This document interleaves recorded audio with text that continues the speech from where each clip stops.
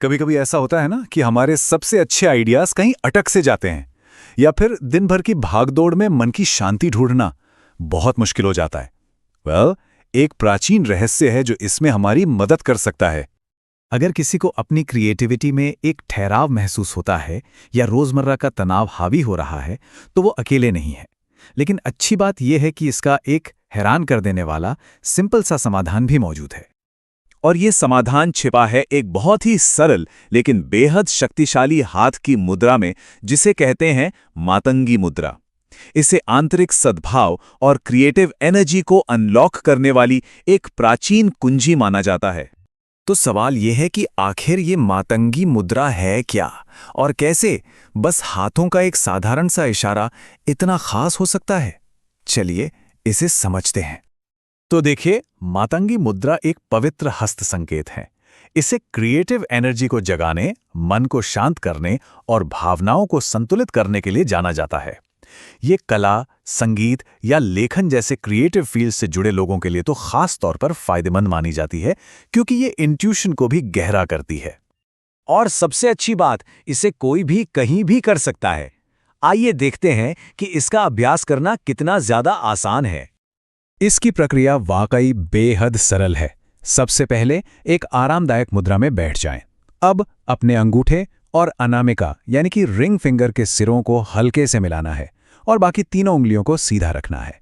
हथेलियों को घुटनों पर आराम से टिकाकर आंखें बंद करें और बस कुछ गहरी सांसें लें। और अगर ध्यान को और गहरा करना हो तो ओम मातंगी नमः मंत्र का जाप भी किया जा सकता है। इसे अपनी दिनचर्या का हिस्सा बनाना भी बहुत आसान है।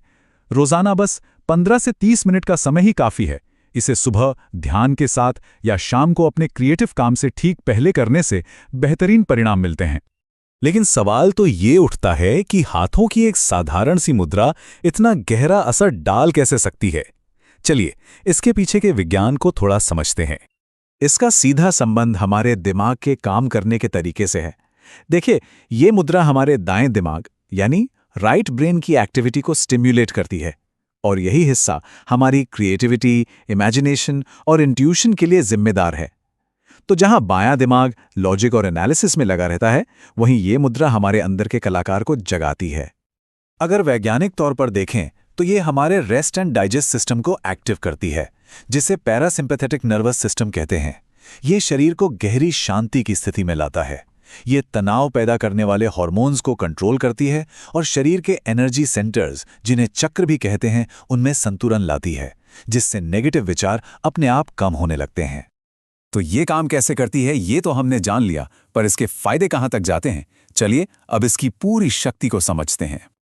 इसका असर सिर्फ एक जगह नहीं, बल्कि जीवन के हर पहलू पर दिखाई देता है।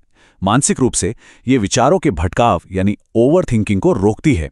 भावनात्मक रूप से ये चिंता और तनाव को कम करके आत्मविश्वास बढ़ाती है, और यहां तक कि शारीरिक स्तर पर भी ये नींद और हार्मोन्स को संतुलित करने में मदद कर सकती है।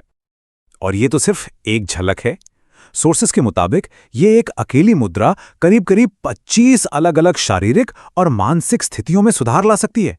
जरा सोचिए, पैनिक अटैक से लेकर पुरानी थकान तक इसका प्रभाव कितना व्यापक है।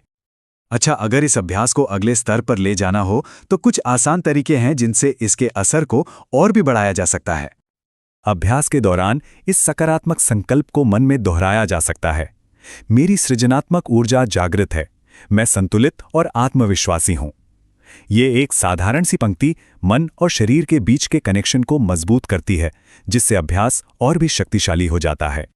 अपने अनुभव को और बेहतर बनाने के लिए अभ्यास के दौरान 528 हर्ट्ज जैसी शांत करने वाली साउंड फ्रीक्वेंसीज सुनी जा सकती हैं। इसे अपनी नियमित मेडिटेशन प्रैक्टिस का हिस्सा बनाया जा सकता है, और साथ में हल्का ऊर्जावान भोजन करना भी फायदेमंद है। सोर्सेस एक और एडवांस टेक्निक बताते हैं। किसी खास लक्ष्य के लिए एक खास तरह का डिजाइन किया गया संगीत, जिसे एनकोडेड हिप्नोटिक म्यूजिक कहते हैं, सुनना इसके प्रभाव को कई गुना बढ़ा सकता है। तो अंत में सवाल यही है कि एक शांत, संतुलित और फोकस्ड मन के साथ क्या कुछ नया बनाया जा सकता है? किन चुनौतियों को पार किया जा सकता है? शायद इसका जवाब हमारी उंगलियों पर ही मौजूद है।